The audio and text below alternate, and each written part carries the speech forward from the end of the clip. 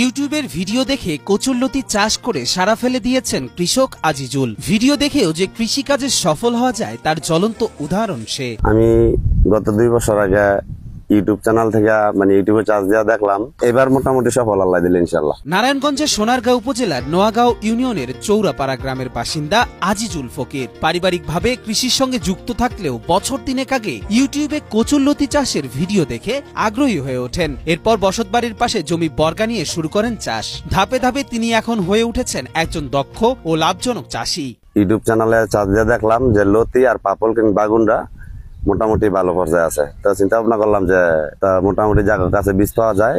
চলতি মৌসুমে তিনি 40% জমিতে কচুরলতি চাষ করেছেন। এতে তার খরচ হয়েছে প্রায় 35,000 টাকা। এরই মধ্যে 50,000 টাকা লতি বিক্রি করেছেন তিনি। বাকিগুলো বিক্রি করে আরো 40 থেকে 50,000 টাকা আয়ের আশা করছেন আজিজুল। তার সাফল্য দেখে অনেকেই লতি চাষে আগ্রহী হচ্ছেন। কেসারেন শেকড় থেকে শিখরে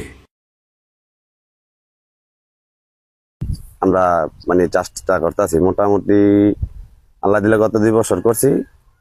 গাছবার মোটামুটি লাভবান হইতে পারি নাই, গাছবার দ্বিতীয়বার এবার আল্লাহ দিলে মোটামুটি লাভবানের কিছু দেখছি আল্লাহ দিলে। তিনি জানান জানুয়ারিতে বীজ বোনার পর জুন জুলাইয়ের মধ্যে ফসল বাজারজাত করা যায়। পুরো মৌসুম জুড়ে প্রায় 6-7 মাস লতি উৎপাদন চলে। ভালো ফলনের জন্য তিনি রাসায়নিক সারের পাশাপাশি ব্যবহার করেন জৈব সারও। আজিজুলের পাশাপাশি তার এই ক্ষেত পরিচর্যা করে তার ছোট ছেলে।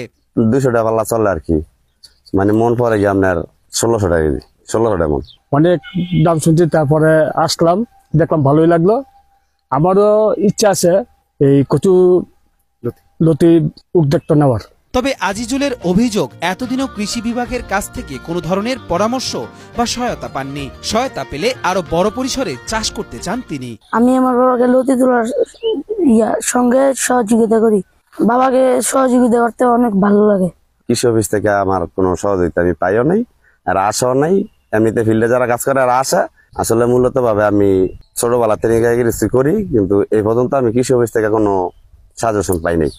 সরকারি সহযোগিতায় আজিজুলের মতো কৃষকদের হাত ধরে সমৃদ্ধ হোক বাংলাদেশের কৃষি, অর্থনীতিতে যোগ হোক নতুন মাত্রা, এমনটাই প্রত্যাশা সচেতন মহলের।